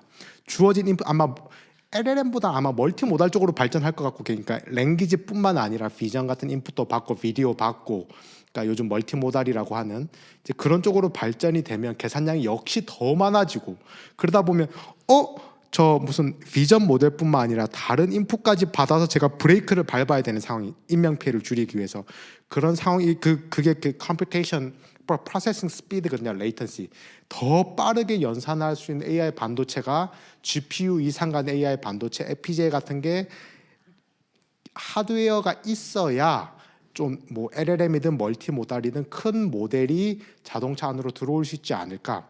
그리고 자동차 안에서 클라우드가 아닌 언프렘으로 이렇게 그 정도 큰 연산이 계속 돌아가려면 알고리즘 단에서도 굉장히 많은 연구들이 필요합니다. 경량화라고 하는 뭐 퀀타이제이션이 필요해서 계산량을 줄여야 이 탄소 배출뿐만 아니라 계속 전기가 너무 빨리 닳아버리니까 계속, 그렇다고 또 이 모든 걸 클라우드로 처리하기에는 좀 안전 이슈도 있을 것 같고 레이턴시 이슈도 제가 정확히 있을 수 있을 것 같아서 좀 그런 인프라 문제, 본격적인 레이턴시 문제가 풀리는 시점에 그런 LLM과 같은 멀티모달 혹은 이런 것들이 들어오지 않을까가 제 생각이긴 합니다. 좋은 질문, 기술적인 질문 감사드립니다. 예, 세 번째 질문 구가영 학생님. 네, 대표님 우선 열정적인 강의 감사드립니다. 저는 경영학과 구가영입니다. 리벨리온의 기존 시장 맞춤형 반도체인 아이온과 아톰의 성능은 이미 시장 업계에서도 두말할 것 없다고 생각을 합니다. 시장 맞춤형 반도체는 성능뿐만 아니라 타겟팅 전략도 매우 중요하다는 생각이 들었는데요. 리벨리온의 기존 금융과 AI의 언어 모델과 같은 기존 타겟팅 기법을 통해 저는 리벨리온의 타겟팅 기법이 매우 세밀하고 정교하다는 생각이 들었습니다. 그렇다면 앞으로의 그리고 미래의 리벨리온이 시장에서 타겟팅 전략을 세울 때 대표님 혹은 리벨리온이 가장 중요시하게 생각하는 부분은 어떤 부분인지 궁금합니다. 정말 좋은 질문 감사드립니다. 저희 전략팀이 가장 많이 고민하는 부분입니다. 제 브레인의 절반 이상이 지금 하신 질문에 대해 말씀처럼 맞춤형 반도체다 보니까 어디에 맞춰야 되냐가 저희한테 1번째 고민입니다. 엔비디아 GPU는 그런 고민을 할 필요가 없습니다. 그 자체가 훌륭하니까 그냥 깔아놓으면 아무 때나 다 맞는 겁니다. 공이 크면 굴리면 웬만하면 맞습니다. 근데 저희는 정확하게 타겟팅해서 그 타겟 에리아에서만큼 엔비디아보다 좋을 거다라고 하기 때문에 말씀해 주신 것처럼 그 어떤 전방 시장을 보고 달릴 거냐에 대한 왜냐하면 특히 반도체 파이프라인은 세마이컨 파이프라인은 아키텍팅부터 칩 나오는 그 퀄리피케이션 테스트를 거쳐 칩 나오는 게 한 2년은 보셔야 됩니다. 그러니까 당장 내년에 어떤 알고리즘이 위닝 알고리즘이다, 어떤 애플리케이션이 흥할 거다라고 보기에는 2년짜리 프로젝션을 전방 시장을 보고 가야 되는 거라 항상 저희가 고민이 많습니다. 일단 저희는 챗GPT 이전에 팀을 급격하게 트랜스포메이션해서 우리는 LLM으로 달린다 라고 지금 LLM 안에서도 근데 또 그게 있습니다. 기술적인 이야기인데 LLM은 기본적으로 메모리 바운드라 그래서 그냥 그러니까 설계를 할 때 컴퓨테이션보다는 메모리 쪽에 좀 힘을 줘야 되는 게 있는데 요즘 들어서는 LLM 쪽에서도 멀티배치로 가고 디퓨전 레이어 어떤 디퓨전 모델이라 그래서 막 그림 그려주는 거 있지 않습니까? 요즘 무슨 동영상 그려주고 그런 것까지도 그것도 컴퓨테이션이 많아지는 것까지도 커버를 해야 되다 보니까 저희는 좀 범주를 넓혀서 처음에 LLM only에서 이제 생성형 AI까지 넓혀서 여기서 또 저희가 약간 뭔가를 전방 시장을 잡아야 되는 게 있습니다. 모델 사이즈가 어느 정도에서 딱 정말로 그 히트작이 나올 거냐. 65B 정도 되는 파라미터를 가진 애들이 결국에 가장 많이 쓰일 거냐. 이거 너무 무거워. 그 챗GPT 같은 게 참고로 그 175빌리언짜리 모델 이전에 썼고 지금 공개되어 있지 않습니다만. 그럼 쭉 B2B로 콘타이즈 돼가지고 한 FP16 기준으로 한 10빌리언 정도면 되지 않을까. 그러니까 어디를 타겟해야 저희가 스윗스팟을 가질 거니까 저희에 대한 고민이고 저희의 현재 스트래러지는 LLM에서 좀 보다 범위를 넓혀서 생성형의 그 디퓨전 모델까지 포함하는 거기가 저희가 지금 바라보는 마켓이고 저희 회사의 역사와도 관관이 처음에는 파이낸스 트레이딩을 해야지. 이거는 부가가치는 크지만 웨이퍼 볼륨은 안 나오네. 그래서 일반적인 데이터 센터 당시에 요즘은 사람들이 많이 말하고 있죠. 버트라는 애들이 있습니다. 요즘도 많이 쓰입니다. 상대적으로 이제 LLM에 비해서 유명세가 덜할 뿐 사람들이 많이 쓰고 있는 버트라고 하는 버트 기반으로 우리가 그 정도 모델을 만들어 보자. 그리고 저희가 지금 설계하고 있는 그 리벨리언의 앞자를 딴 리벨이란 칩은 LLM 그리고 생성형 그쪽에서 디퓨전 레이어까지 디퓨전 모델까지 포함하는 거기까지를 전방 시장으로 보고 있습니다. 그러니까 사실은 AI 반도체 회사의 숙명이기도 합니다. 어떤 전방 시장을 타겟팅하고 거기에 맞춰서 날카롭게 가냐인데 제일 겁이 나는 건 이겁니다. 여러분들 커리어랑도 마찬가지입니다. 오르지 말아야 될 산을 너무 열심히 오르고 있는 겁니다. 그 상황을 피하기 위해서 누구보다도 열심히 전방 시장에 대한 스터디를 하고 주기적으로 미국에 나가서 사람들을 만나고 KT나 이런 분들과 계속 지속적으로 이야기를 해 나가고 있습니다. 좋은 질문 감사드립니다.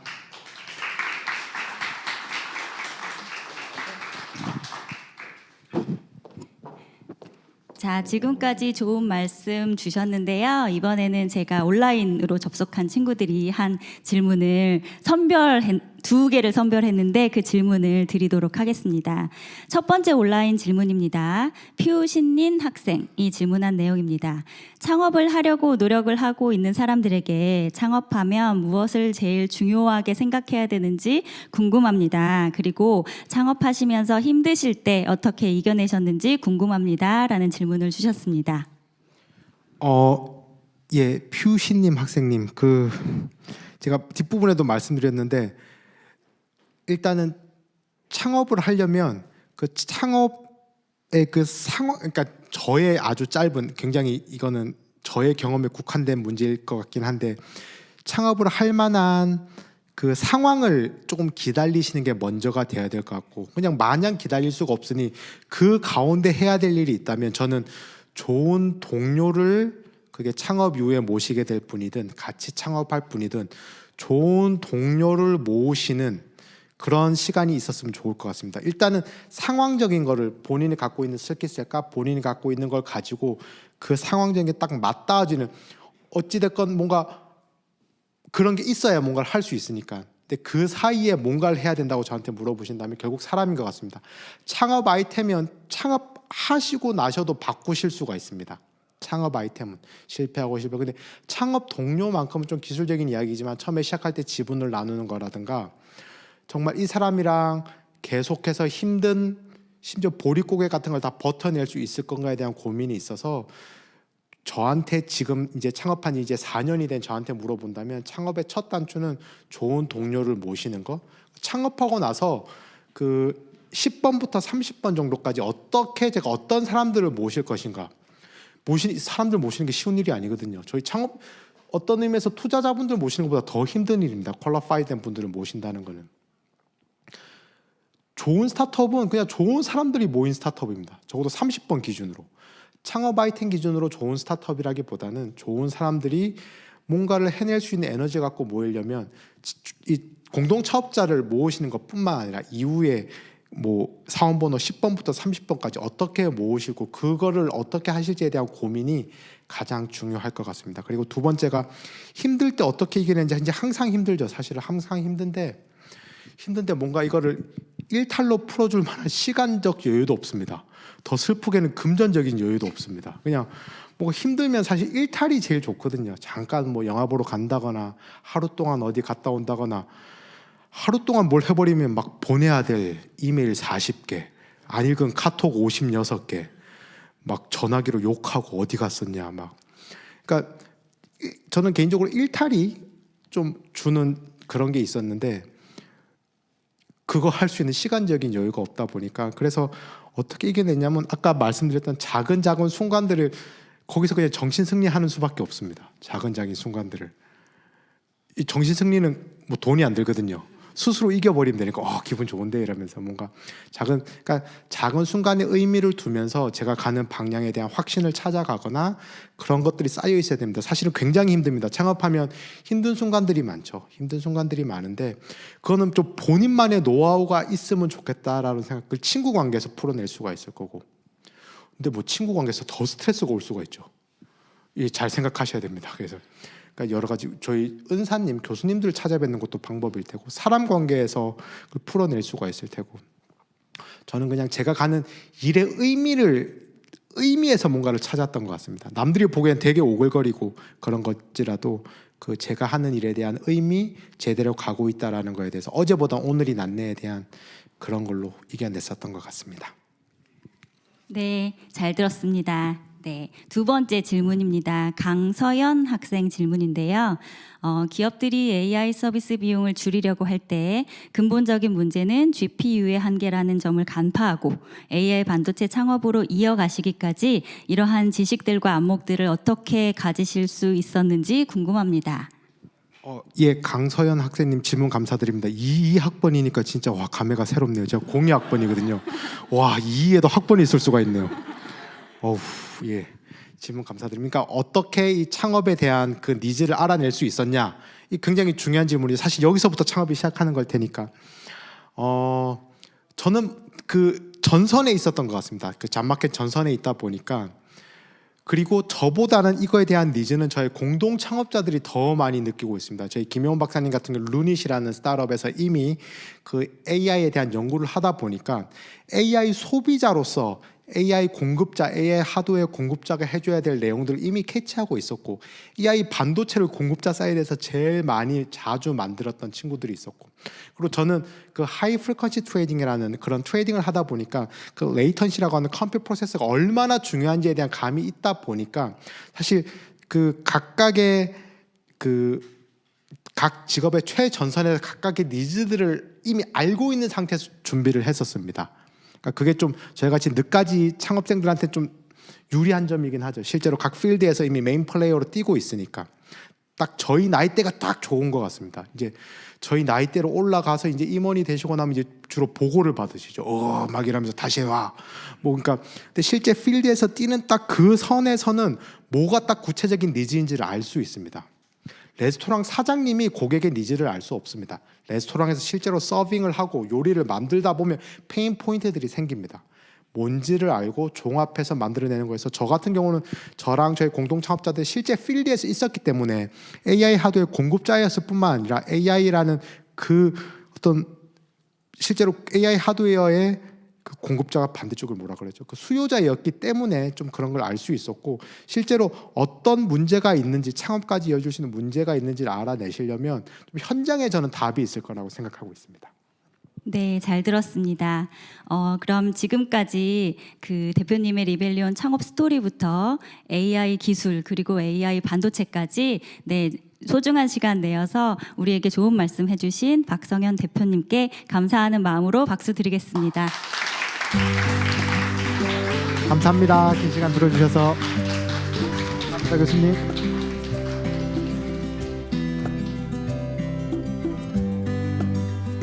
잘 들으셨나요? 네.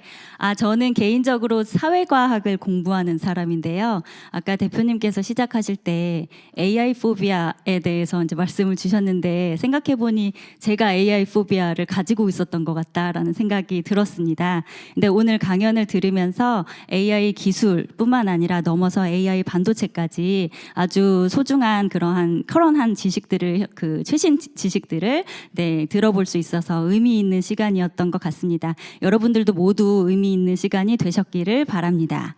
네, 수업 끝나기 전에 공지사항 하나 더 드리고 수업 마무리 짓겠습니다.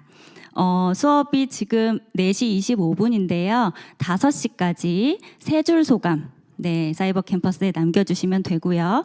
그리고 5시까지 강연 만족도에 참여해 주시면 됩니다.